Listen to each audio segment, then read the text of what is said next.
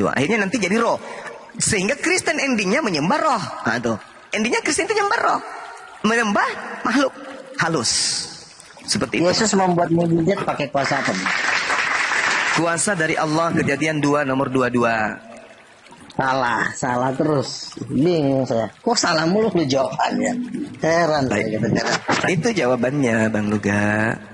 Yesus membuat mukjizat Matius 12 ayat 28. Aku mengusir setan dengan kuasa roh Allah. Jelas. Sangat jelas. Iya.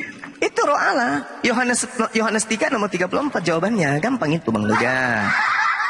Itu permainan anak TK itu, Bang. Jadi Yesus mengusir setan pakai kuasa apa? Kuasa dari Allah. Bukan kuasa dari Allah. Loh, jadi kuasa dari mana?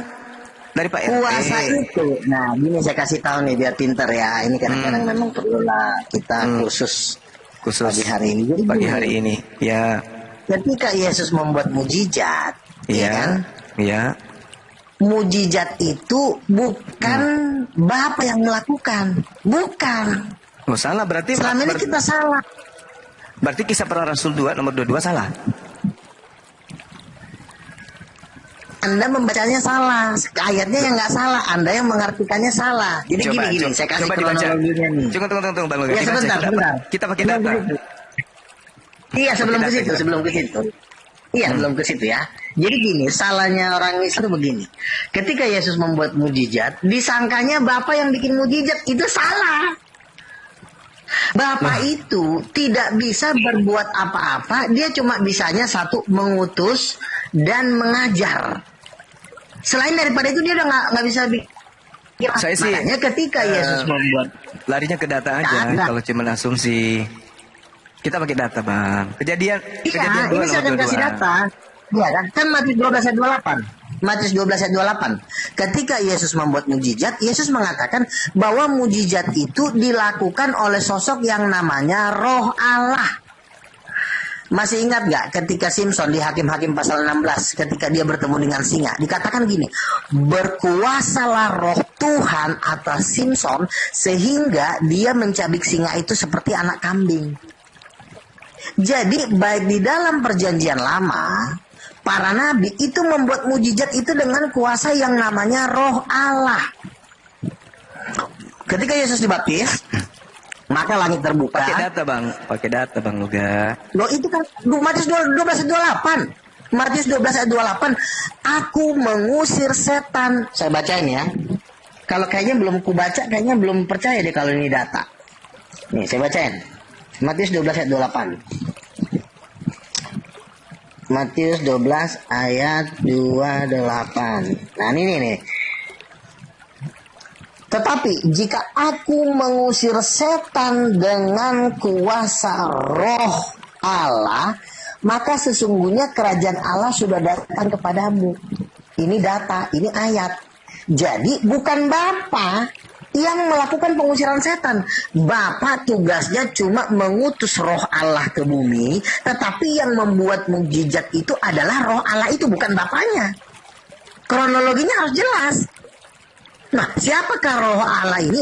Roh Allah ini adalah nyawa dan roh dari Yesus. Berarti Yesus membuat mukjizat atas kehendak Bapa, tapi pakai kuasa sendiri. Memang Bapa yang nyuruh, tapi kuasanya kuasa sendiri. Berarti Yesus Tuhan. Oke. Murtad. Oke, saya bantah. Itu pemahaman Romawi Yunani itu, Bang. Saya bantah. Yohanes 3 nomor 34. Sebab siapa yang diutus oleh Allah, dialah yang menyampaikan firman Allah, karena Allah mengaruniakan rohnya dengan tidak terbatas kepada mereka. Kejadian 2. Di Kisah Para Rasul 2 nomor 22, dengarkan Saudara Luga. Di situ diterangkan, hai orang-orang Israel, dengarlah perkataan ini. Yang aku maksudkan adalah Yesus dari Nazaret, manusia yang ditentukan oleh Allah dan yang dinyatakan kepadamu dengan kekuatan-kekuatan dan mujizat-mujizat dan tanda-tanda yang dilakukan oleh Allah melalui perantaraan Yesus di tengah-tengah kamu, seperti yang kamu tahu. Yang melakukan itu adalah Allah. Makanya Yesus mengatakan dalam Yohanes 5, sabar-sabar, Yohanes 5, nomor 30, aku tidak dapat berbuat apa-apa dari diriku sendiri. Bahkan kesaksiannya di dalam Yohanes 5, nomor 36, apa kesaksian Yesus?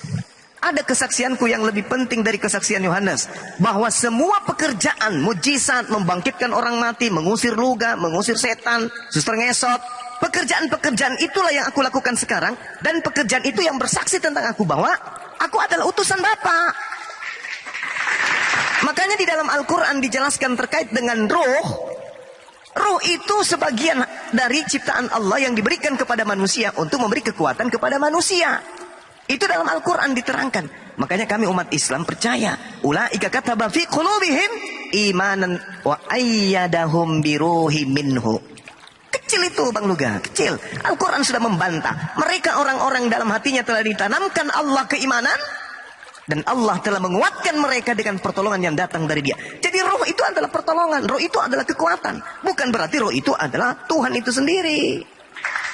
Al-Quran membantah. Ulaika kataba fi qulubihimul imana wa ayyadahum biruhim minhu. Jelas.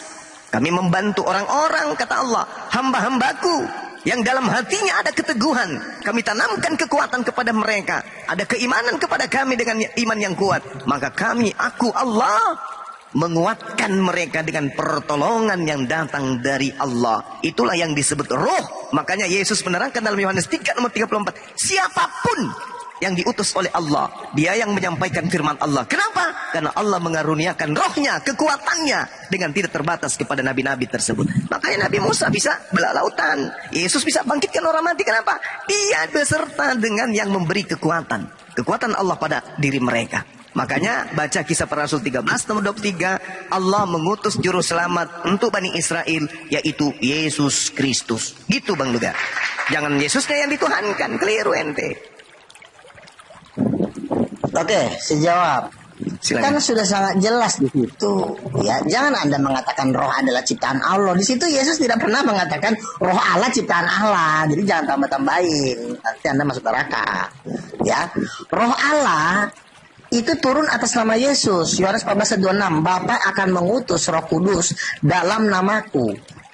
Artinya Roh Kudus ini hanya bergerak atas nama Yesus. Makanya ketika ada orang mati, orang sakit, ditumpangkan tangan dalam nama Yesus dan roh Allah bekerja, terjadi mukjizat. Kenapa roh Allah ini adalah rohnya Yesus? Karena roh Allah itu turun atas nama Yesus. Wahyu 5 ayat 6. Anak domba itu bermata 7 dan bertanduk 7. Dan itulah ketujuh roh Allah. Roh Allah itu bukan ciptaan. Orang roh Allah itulah yang membuat mujizat. Orang Bapak nggak pernah bikin apa-apa kok. Bapak itu kerjanya cuma mengutus dan mengatur. Setelah itu Bapak sudah tidak punya kemampuan apa-apa lagi. Makanya Bapak pun tidak bisa membuat mujizat kalau tidak memakai kuasa Roh Kudus.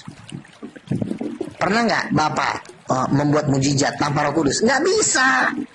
Karena Bapak sendiri itu minjem kuasa Roh Kudus untuk menjadikan langit dan bumi, untuk membuat mujizat. Dia pakai kuasa Roh Kudus, bukan berasal dari di dalam dirinya. Tidak ada kuasa di dalam diri Bapak tuh nggak ada kuasa.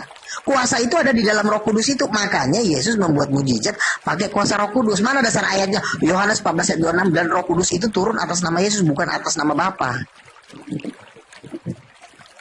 Kenapa tidak atas nama Bapa? Ya karena di dalam diri Bapa nggak ada kuasa. Kuasa itu adanya pada Roh Kudus itu. Makanya Roh Kudus itu turun atas nama Yesus. Kenapa turun atas nama Yesus? Ya memang di dalam diri Bapa tidak kuasa. Dia cuma, Bapa itu kemampuannya Bapa cuma satu. Dia jagonya memang ngatur, ngutus. Kalau bagian ngatur dia paling pintar emang. Tapi kalau untuk kuasa dia nggak punya. Makanya kuasa itu harus turun atas Yesus. Karena Bapa itu hanya sebatas bisanya ngatur dan mengutus. Yesus tidak dapat berbuat apa-apa, sama Bapa juga tidak dapat berbuat apa-apa tanpa Roh Kudus. Dasar ayatnya mana? Loh, Roh Kudus saja turun atas nama Yesus. Makanya rasul-rasul itu mendoakan orang sakit itu atas nama Yesus, karena Roh Kudus bekerja atas nama Yesus. Jadi jelas Yesus itu Tuhan. Kalau kamu bilang Roh Kudus adalah ciptaan, nggak ada ayatnya. Nggak ada dalilnya Roh Kudus adalah ciptaan. Boleh. Silakan bantah. Oke. Saya kalau minta kasih dalilnya, Roh Kudus adalah ciptaan, kasih dalilnya dan ucapan itu. Oke. Saya juga nanti akan minta mana Mana ayatnya Allah menciptakan air, Allah menciptakan angin? Anda tidak akan pernah menemukan itu. Iya.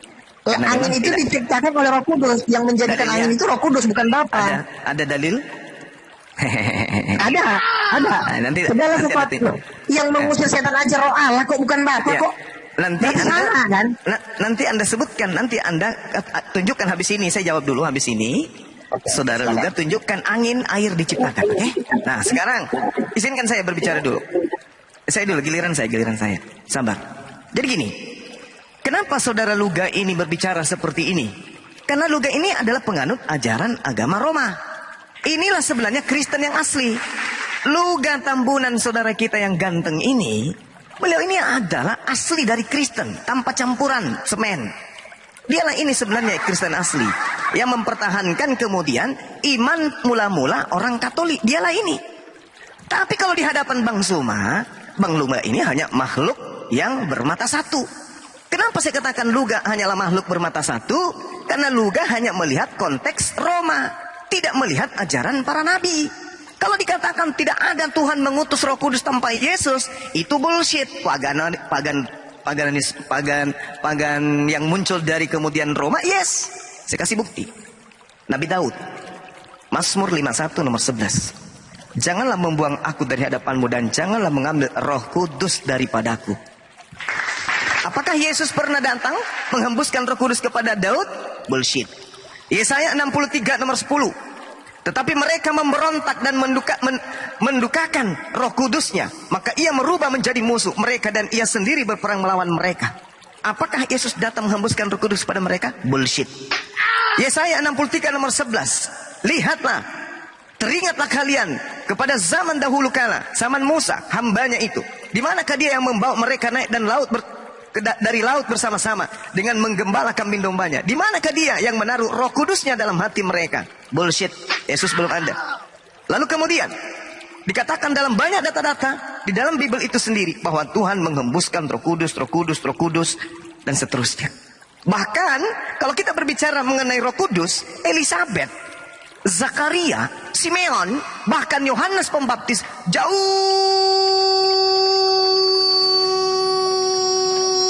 lebih dulu mendapatkan Roh Kudus daripada Yesus. Roh Kudus nanti datang kepada Yesus di sungai Yordan pada saat dibaptis. Itu pun dalam bentuk burung merpati. Celaka. Celakalah orang yang menuhankan Roh Kudus. Celaka. Apalagi dengan mengatakan tak ada Tuhan, tidak bisa melakukan apa-apa tanpa Yesus. Roh Kudus. Ini ilmunya bermata satu. Karena tidak belajar. Yang ada hanya doktrin dogma. Inilah susahnya kalau orang tidak mau menerima kebenaran dengan logika. Jadi mohon maaf, sekali lagi saya katakan, saudara Luga ini adalah orang yang hebat di kalangan Kristen. Orang-orang Kristen harus kemudian menjadikan saudara Luga Tambunan ini sebagai rasul. Rasul akhir zaman untuk Kristen. Karena saudara Luga ini tahu